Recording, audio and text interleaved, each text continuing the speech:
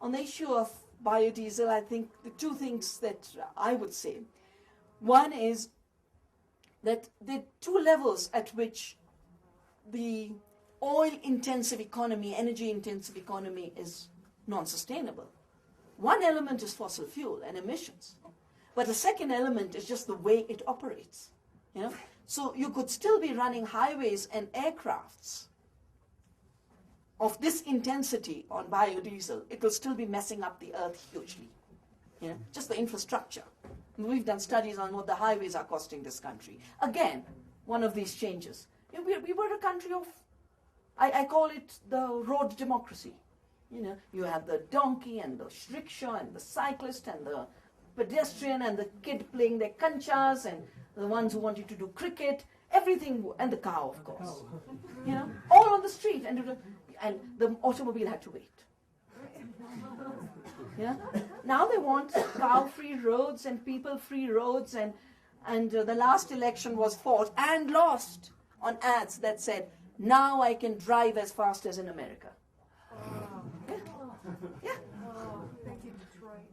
You know, and unfortunately, Mr. Vajpayee didn't do too well with that because most people were losing because of highways. I mean, I know villages where a highway goes through. The earlier village, it was one, the road was going through. Now the brother is on one side, and the other brother's on that side. The farmland is on that side. It's a toll road. You can't cross. You can't reach your own land. You can't reach your own family. So the infrastructure is still non-sustainable. But the worst is, again, coming back to the limited resource issue. The land to grow biodiesel will be taken away from food and other resources. Yeah?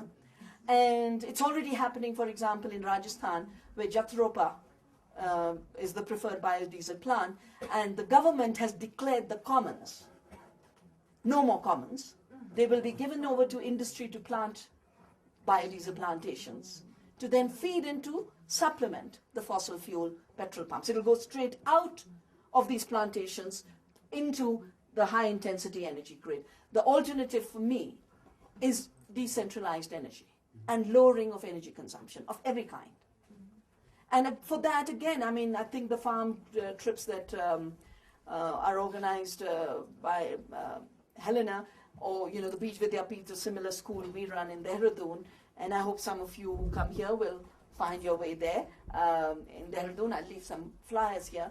I think just to be in a place like a village in Garhwal or a village in Ladakh, and to know you can live a decent life with very little energy consumption. That, you know, we need to separate the standard of living from energy consumption. You know, earlier graphs were always the more energy you consume, the better off you are, and the lower. And we need to change those graphs around and say the less energy you consume, the more sophisticated a human being you are. You know, the less plastic you use, the more sophisticated a human being you are. Just turn all these indicators on their heads.